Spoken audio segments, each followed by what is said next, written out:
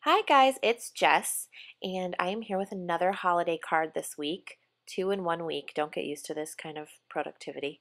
Um, Today I just wanted to make a quick and easy holiday card. I am just making a top folding card. It's a little bit different, but it's the same measurements, 4 1/4 by 5 1/2. It's just 5 1/2 tall and 4 1/4 wide.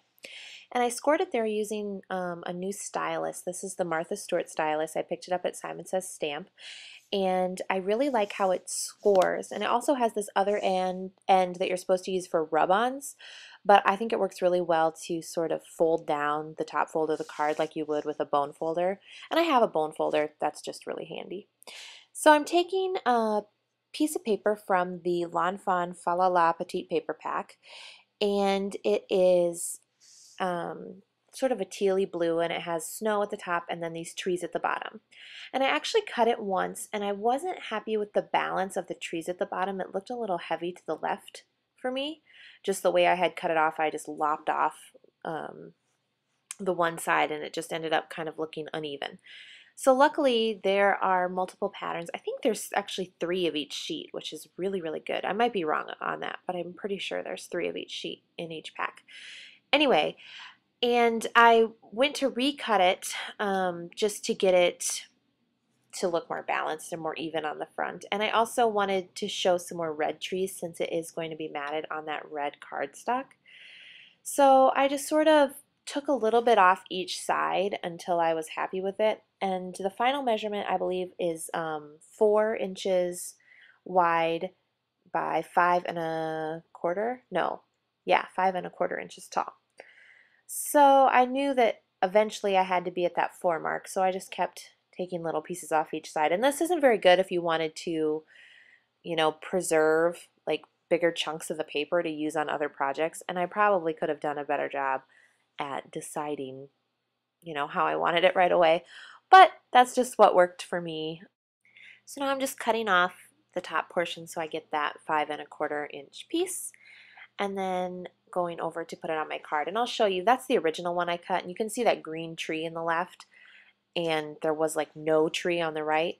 And this one had half of a red tree on the left and the right. So I don't know, just visually I liked that a little bit better. So now I am taking my ATG gun and just adhering that onto the front of the card there. And I still really like the ATG gun. I know since I kind of took a crafting break for like a year, there's a lot of new adhesives out there. The Xyron Mega Runner, the Tombow adhesive is really popular, the Glue Glider Pro, and I have not tried any other adhesives. I really like the ATG gun, and I think I'll probably be sticking with it unless, I don't know, my opinion changes. So for today's card, we are using the Critters in the Snow set from Lawn Fawn, specifically that little reindeer in the set. I just think he's so cute and perfect for the holiday season. And I think you could also make him work other times of the year for sure, especially if you cut off his little antlers, then you could just have like a little doe or little deer. So we're just going to stamp him out, and I am using Rich Cocoa Memento ink because I'm coloring him with some Copics, and I just am seriously doing the easiest Copic coloring ever. I use 2 colors, E57 and E59, I believe, and I just did a teeny tiny bit of shading, not even really shading, accenting maybe I would call it, on his little hooves. I just did those darker, and then did his belly a little bit darker, and then I did a little bit on his antlers darker. And I'm cutting it out, so obviously I didn't have to worry if I was going to stay in the lines. So that's some Nina Solar White cardstock there, and I just went over everything in circular motions to get kind of a smooth finished look there. And then I'm just going to trim it out with my Cutter Bee scissors. So now I'm taking the Rich Cocoa ink, in the marker form, and I'm just using the brush tip to go around the outside of the little deer there.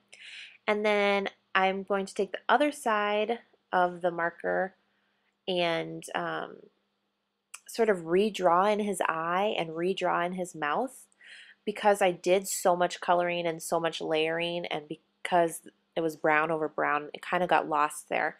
But this really, you'll see here, it just pops it right back out, and you can even see that on camera. It makes a little bit of a difference. And then I did that on his mouth as well right there.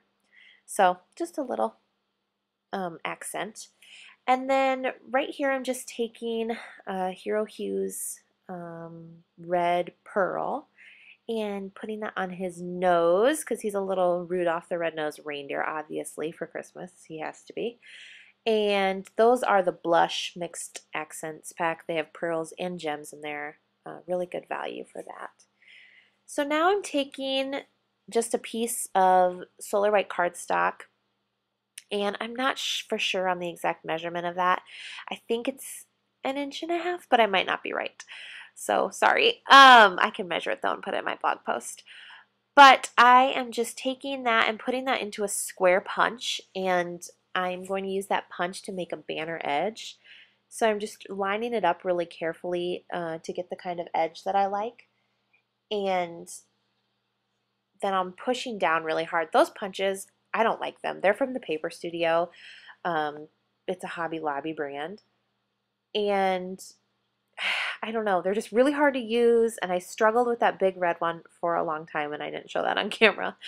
And now I'm just taking the Happy Holidays sentiment. This is also from Lawn Fawn, but it's from the Bows and Holly set. I used that on my tag on Monday, and just stamped that out really quickly, also in the Rich Cocoa from Memento.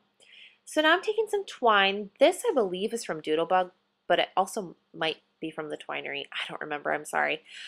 But it's just red and white baker's twine. If I had Lawn Fawn trimmings, I would have used that. That is really pretty red and white twine also. But I just wanted to wrap around that band there to create like a little accent band of twine. And so I just stuck a glue dot on the back of that to wrap around, just so each piece would kind of be stuck down. And I do this a couple times because I started it up, I sort of place it on the card there to see how everything's going to look, and it's too high. So I just unwrapped it really quickly, which you'll see here, and just start it down lower. But I still was able to use that same glue dot where it was, and it all worked out.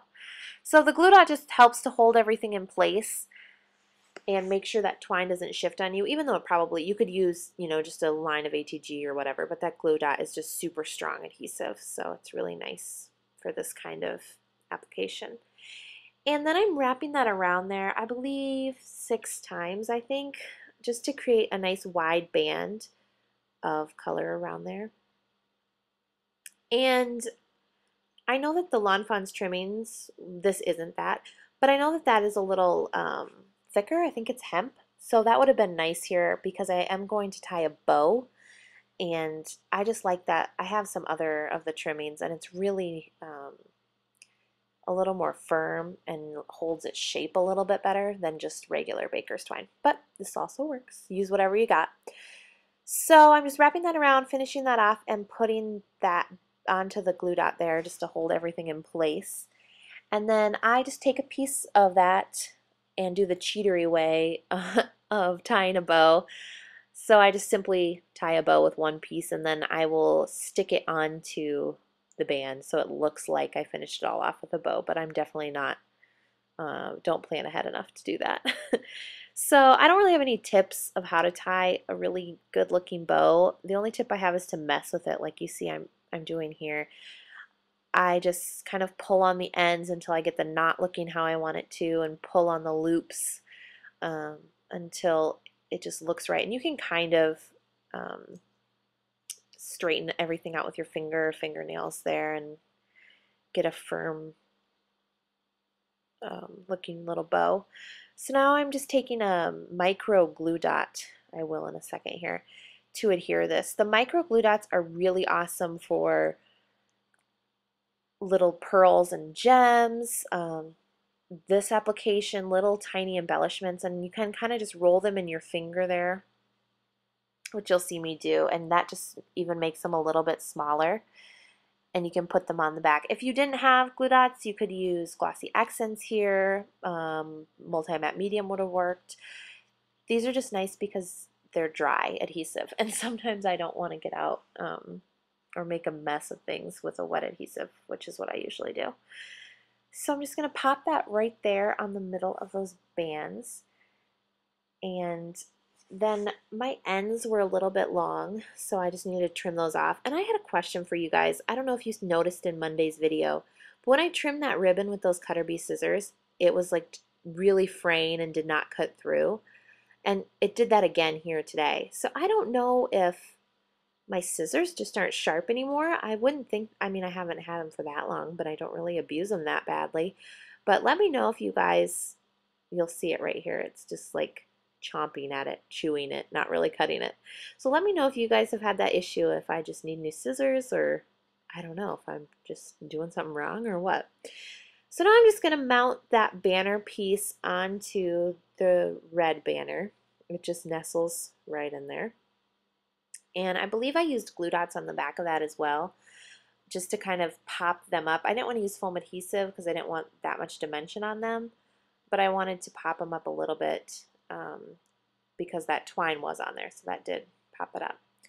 So I'm going to take my ATG again and stick that bad boy on there. And obviously it's hanging over the top a lot, but that will all get trimmed off in just a second here. So I'm trying to decide where to place it in relation to Rudolph there. And I actually end up ripping Rudolph off of his foam dimensionals that he's on and redoing, not redoing him, just putting him down a little bit. I often do card surgery in the middle of a card because I get adhesive happy and place things down that I am not happy with or haven't really thought through. So that's just all part of the process. So I just got that top banner cut off there, and now I'm just going to color his little tail. I think I've already moved him down. I don't know. I think I showed that in the video. But I've already moved him down, and now I'm just going to color his tail with a little white gel pen. And I was informed by my husband that reindeer don't have white tails, but I thought it was a cute little accent, so he can be a white-tailed reindeer. He can be magical. So now I'm just going to take some Rock Candy Distress Stickles and squirt some onto my Ranger Craft mat there, and take a paintbrush and just dust them over his antlers. And this isn't a really overly glittery effect with the rock candy. It's more like sugar. It looks like you just patted some sugar in there, which is a really nice, just adds a little sparkle and shine to your project without being like overwhelmingly glittery. And I think I noticed that Jennifer McGuire was putting them on with a paintbrush, and I think that's just a really easy way to apply them and get a really even layer, and you can put them on really thick, so it's really pretty. I like it. But you can also let it dry and layer it on there. I didn't do that with this particular project. I didn't really feel like it needed that. But yeah. So anyway, I'm just going to finish off going off on his antlers here. Make sure you rinse your paintbrush in water right after you do this, otherwise it will ruin your paintbrush. So you can sort of see his little antlers there. And that's all for this week, guys. Thanks so much for watching.